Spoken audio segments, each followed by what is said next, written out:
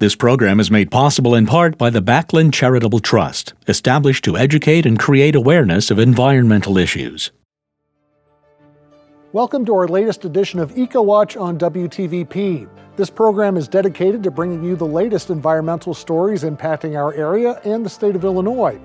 We're going to introduce you to people finding unique ways to make the land of Lincoln a better place for mankind and animals by protecting plants, water, soil, and crops. Let's get started. Do not engage in behavior that is disruptive, disrespectful, or distracting. This episode, we look at the ongoing and growing fight against building data centers in Illinois. We'll take you to an all-electric home and show you how the owner is saving money while eliminating fossil fuels. Plus, we take you to a unique event where kids are learning to protect the environment at a young age. But first, it's a growing controversy that isn't dying down anytime soon: data centers. We have updates on two major projects in central Illinois. First, in Pekin, where it appears a data center won't be built anytime soon. Thousands of people joined Facebook pages and packed city council meetings to protest the development, which would have been between Sheridan Road and Route 98. After hearing concerns about pollution, water and energy consumption, and more, in March, Mayor Mary Burr scrapped the project. After listening carefully to the concerns of our residents and the perspectives shared by members of the City Council, as well as the due diligence from staff and my own personal conversations with the potential developers and my own due diligence, I have made the difficult decision that the City of Pekin will not move forward with this project at this time. But opponents of the data center shouldn't celebrate just yet. There are legal proceedings that the city and developer need to address to void the contract. To say that we knew, whenever you're surmising, we knew we were coming is false. That would allow for less interruptions. We had 450 individuals here. We could have done what some areas they're doing. They did a filibuster. They signed up every single one of these men. Fierce opposition in Sangamon County was not enough to convince the county board to vote against a $500 million data center project. There were Central Illinois Building and Trades Council members at the meeting supporting the data center and potential job creation. Developer Cyrus One has said the Sangamon County data center will employ 500 people during construction and create more than 100 permanent positions. Is this what you want to see at all the county board meetings? Or do you want to see the professionalism of people come here to talk about jobs? I would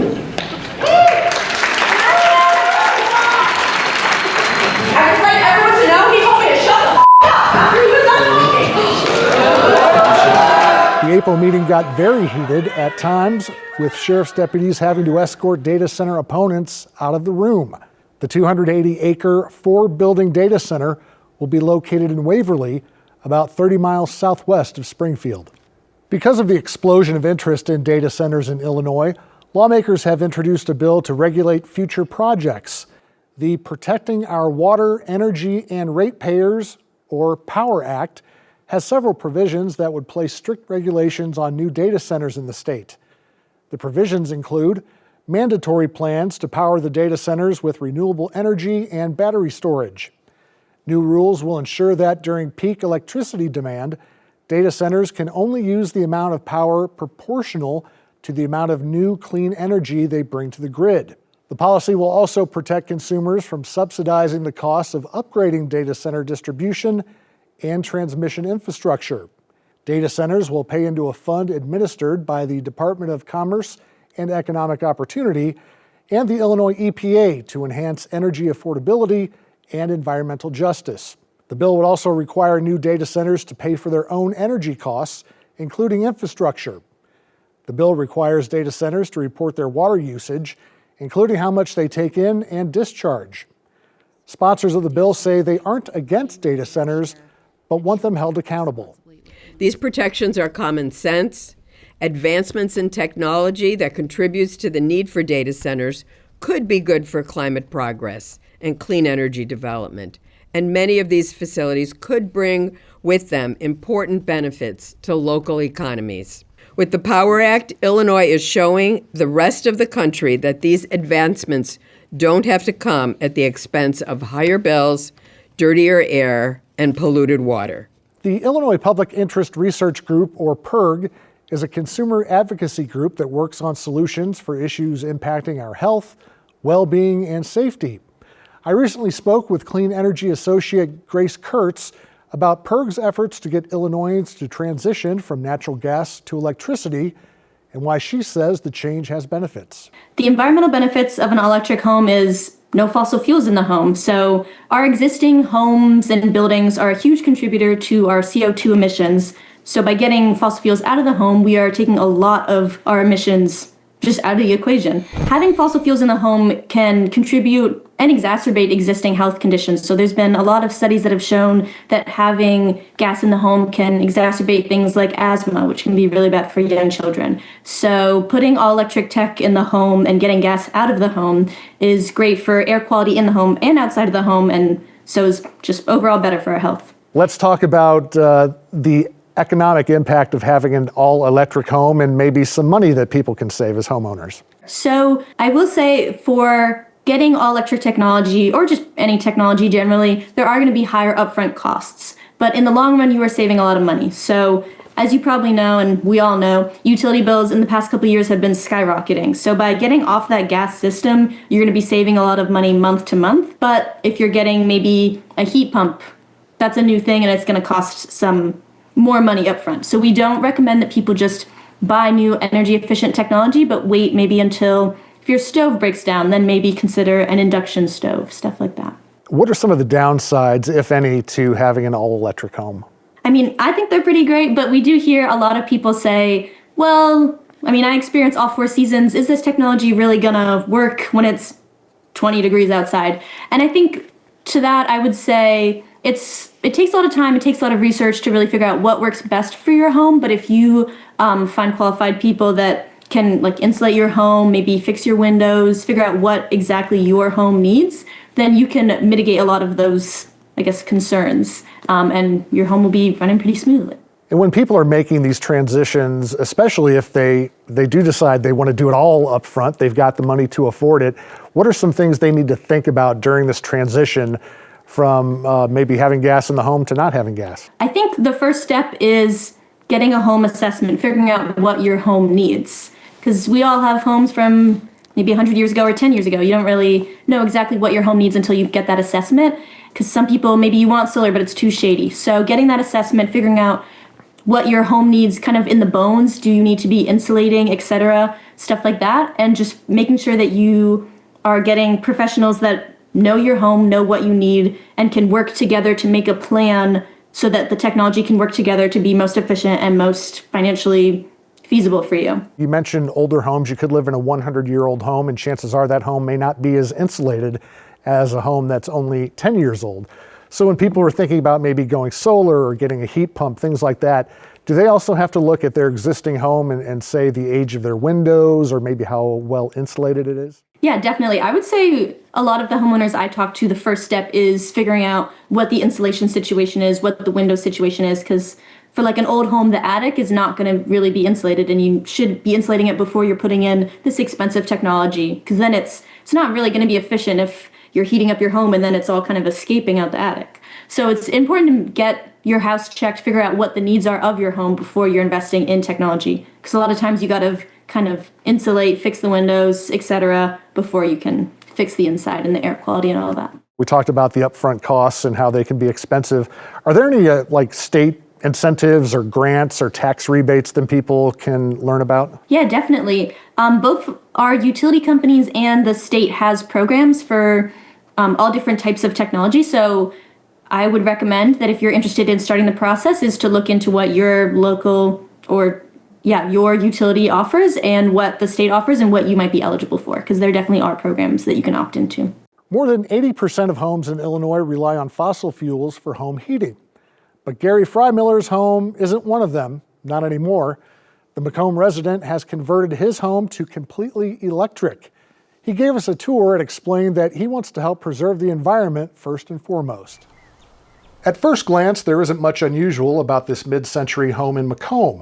But now the nearly 70-year-old house is free of fossil fuels thanks to an owner who is concerned about the environment. I can kind of go back to 2003 when I bought my first hybrid vehicle. And so I've always wanted to do whatever I could to reduce my impact. And I came across a book called Electrify by Saul Griffith. And he kind of mapped out a plan, which is get rid of all of your combustion devices and electrify everything, and then power your devices with renewable energy from like solar panels on the roof. So that was kind of the idea. And within the last 5, 6, 7 years, the technology has advanced to the point where someone like me could even afford it. The first steps to a cleaner way of living actually took place outside the home. We had one EV to begin with, and we've later purchased a second. So we're all electric in transportation. To charge those EVs, we installed a level 2 charger in our garage, and we can use the same charger to charge both vehicles. Then purchasing all-electric appliances and HVAC system. The washing machine is normal washing machine. The dryer here is a heat pump dryer, so that's different from most dryers. You'll notice that it doesn't have a vent going outside. That's because unlike conventional dryers, it doesn't pull in the air and then exhaust it outside. It just recirculates the air, and so it uses half the energy of a conventional resistance-based dryer, and it takes a little longer to dry the clothes because it's not operating on such a high temperature. So, you are giving up a little bit of time, but we don't even notice that here. Is there a big price difference between a dryer like this and a quote-unquote normal one? I don't think so. We might have paid maybe 10% more than, conventional type dryer. And I'm sure there's all sorts of different levels of dryers. So it's in the ballpark. This is the heat pump water heater, and it looks like a pretty normal water heater. The difference is it has this basically like an air conditioner sitting on top, and instead of rejecting the heat to the atmosphere, it's rejecting the heat that it generates to the water in the tank. And this is the air handling system for our heat pump whole house heating. It looks very similar to a gas furnace, and it fits basically in the same space. We were able to keep all of the same ductwork. All we had to do was replace this unit right here. And you'll see up here, this is where the resistance heater is that we need when the temperatures go, very cold. And otherwise, it's a pretty normal type heating system. A typical furnace is based on combustion of a fuel. Probably most homes have natural gas or methane as the fuel source. So there will actually be a flame in the box, and it's heating a heat exchanger, and the air is being forced around the heat exchanger, and the air is picking up the heat from the combustion. So you end up, I know that these things are supposedly 90-some% efficient, and we don't even notice it. And it's, maintaining the temperature that we have on our thermostat set point, just like an ordinary system, except it's not turning on and shutting off as frequently. It keeps the temperature pretty constant. And the final piece of the puzzle was installing solar panels to power the electrical components. We became all electric in August or September of 2022. So 3.5 years basically. And it was pretty exciting when we called Ameren and told them to remove the meter. And they came and took it away. And at that point we were like, we've done it. Now there's no turning back. Our energy bills are super low. We pay the monthly service charge for being connected to the grid. We're still connected. We don't have battery backup, so when the sun isn't shining, kind of like today, we need the grid, but we also then feedback when the sun is shining. So we have a couple of months a year where our electric bills are over $200 a month. Otherwise, they're right at the minimum, under $20 for the rest of the year. We don't have any natural gas bill. We don't pay for any gasoline for our vehicles. So from that perspective, it's been great. The conversion wasn't totally smooth sailing and isn't perfect. The first attempt was the heat pump water heater, but it actually turned out we had to upgrade our electric system from 100 amp service to 200 amps and then install a handful of 220 circuits. We have an air source heat pump, so on very cold days, I would say somewhere in the neighborhood of below 20 degrees Fahrenheit, the heat pump loses its efficiency and then it has to revert. It has a built-in resistance heating element, and that can get kind of expensive. If Gary had to do it all over again, he says he may have used different technology, but overall, he's happy with the results. I consider that we probably spent an extra maybe $10,000 to $12,000 that we wouldn't have spent otherwise to go electric. And I figure we're saving somewhere in the neighborhood of $4,000 to $5,000 a year in energy costs. So the payback on that is somewhere between 2 and 3 years, which is quite good. There are at least 2 places in Illinois that have passed laws to help eliminate the use of fossil fuels. In 2024, the village of Oak Park became the first local government in Illinois to require all electric systems for new buildings in order to meet state climate goals. In 2025, the city of Evanston passed a law requiring the city's largest buildings to eliminate all fossil fuels and use 100% renewable electricity by 2050. Evanston's Healthy Buildings Law is the second to be adopted in the Midwest after St. Louis. Every 5 years, beginning in 2030, there will be interim standards that buildings will need to meet until they fully comply in 2050. Critics of the Evanston law are concerned about potential rent increases and declining property values. When you think of fire, destruction may be one of the things that comes to mind, but in nature, controlled fire can stimulate life. More conservationists in Illinois might use this technique, except for one big issue. They can't get affordable insurance. Well, now the Nature Conservancy in Illinois is asking state lawmakers to help. All right, Bill, tell us about the importance of prescribed burns and what you use them for. Yeah, prescribed fire is the most important tool we have in our toolbox. It's helping us set back a lot of brush.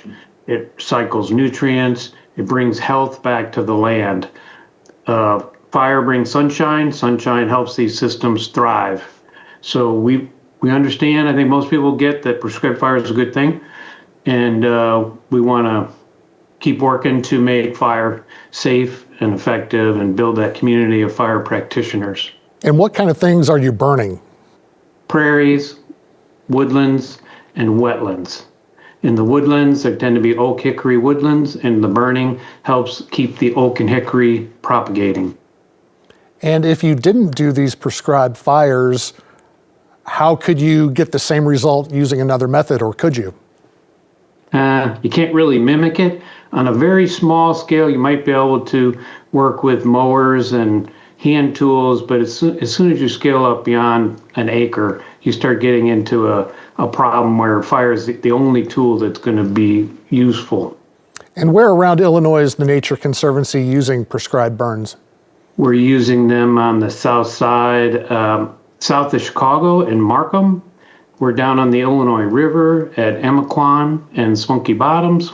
We're working in Kankakee Sands area near Pembroke Township. And we're down in southern Illinois partnering with DNR down there and the U.S. Forest Service in the Shawnee National Forest. All right, let's talk a little bit about the Prescribed Burn Liability Claims Pilot Program, and tell us how the Nature Conservancy and those proponents of using controlled burns are trying to get some work done in Springfield. Yeah, this legislation is a win-win for us.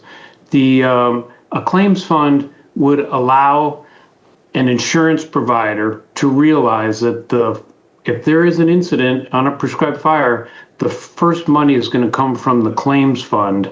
And so the insurance provider says, I will give you a policy then, and I will be the second money that goes out if an incident were to occur. So other states are adopting this, and they're finding that it's a successful way to encourage insurers to keep giving insurance to landowners and nonprofits that are trying to do prescribed fire. We've seen different municipalities around the state, and including here in central Illinois, different cities and counties use prescribed burns. How difficult is it, do you think, for them to get that insurance done and know that while they're doing this thing that's good for the environment, they're covered also? Yeah, we've seen all the heartache in the West Coast with California fires, and so much property damage has occurred there from wildfires. And so when you go to try and get insurance, if you say can you cover fire, it scares the insurance providers, and we're finding that getting insurance is more difficult. Some people are losing their policies, and because we're being thrown into the same national concern about wildfires, whereas prescribed fires are generally low complexity, safe, and effective. And tell us now, as of today, as we're recording this, what kind of response that you've gotten from politicians in Springfield? Is it mostly supportive? Do they still have questions? Where are we at right now? Well, we have a couple of sponsors. We have, the way legislation works, we are optimistic that we're going to get a bill that will be voted on, and we're working on that. And I have not heard of concerns about the legislation because it doesn't change the liability standing of fire. So I think that it's mostly a question of, can we get the attention of the people we need to get? Are they willing to make a vote on it? And then how do you fund such a claims fund? Yeah, I guess that is the other question about funding the fund. What have you thought about that so far? Yeah, I've been saying that the claims fund is kind of like a bucket of funds that can come from the public sector, it can come from the private sector, it can be nonprofits donating towards it. Right now, the legislation doesn't have money attached to it. It's so we're funding this empty bucket that we hope to fill in the future to have this claims fund, and we'll see how that goes. If you do not put prescribed fire across your landscape, what you end up with is oak woods that are just choked with brush. The oaks stop regenerating. The ground layer plants are shaded out, and you end up with mud as your most common ground cover in your oak woods. If you have prairies, they get full of brush. You can't even walk through them, full of briars and multiple rows, and again you lose the whole prairie vegetation is just shaded out. So fire is essential. It's like sunlight, bringing sunlight to the landscape, and without fire you end up with poor land health. Since 1994, Central Illinois Sun Foundation has hosted the Clean Water Celebration. Tens of thousands of students have learned how to make an environmental difference by protecting water. We went to the Peoria Civic Center for the event this year and learned it's about much more than just H2O. From learning how wind and water work together, Way to go, girls! to finding cool stuff using flotation archaeology, water is the main attraction here. But there are plenty of other things to learn about, including spreading the environmental wealth. Oak Grove 8th graders Kenzie and Sam are telling kids about the Bartonville School District's seed library. I think the environment is really cool, and things like this are really good for the environment. We are sharing our journey of having a community seed library. It started when we harvested 2 bagfuls of marigolds, knew that we couldn't use all those seeds, and so we started looking at ways we could share it, and it kind of went from there. So now we have our seeds, so we're in the planning, so it's like a journey that we have, and we want to share that. The seeds include all kinds of flowers and vegetables. Science teacher Renee Pincock says this type of sharing uses the 3 R's of gardening conservation: reduce, reuse, and recycle. We're reducing waste, so if you didn't use your whole packet of seeds, you can put them in the seed library. We're reusing, we're harvesting our seeds, and we're repurposing. So even our seed libraries, we had like a defibrillator box donated to us, so we'll paint that up. So it's about using what's in the community, donations, getting the community involved. It's about creating stronger crops, plants, because then they'll be acclimated to this environment. The Oak Grove Seed Library is still in the planning stages, but the students say anybody can take small steps to make the world a better place. I started my own garden at home, and Seed Library just helps a lot of people. What do you hope the kids get out of today, especially at your booth? Well, I hope they can start using the seeds, making their own garden, and maybe saving some money. I hope more of them learn how to be more connected to nature, because so many people stay inside for so much longer and are not as interested in plants and learning things like that. While Oak Grove gets its seed library up and running, you can check out other seed libraries around our area, including ones at the Bartonville Alpha Park Library, East Peoria's Fond du Lac District Library, and the Normal Public Library. Thanks for joining us for EcoWatch. If you'd like to watch again, share with a friend, or watch past episodes, just look for us at WTVP.org. I'm Mark Welp. See you again soon.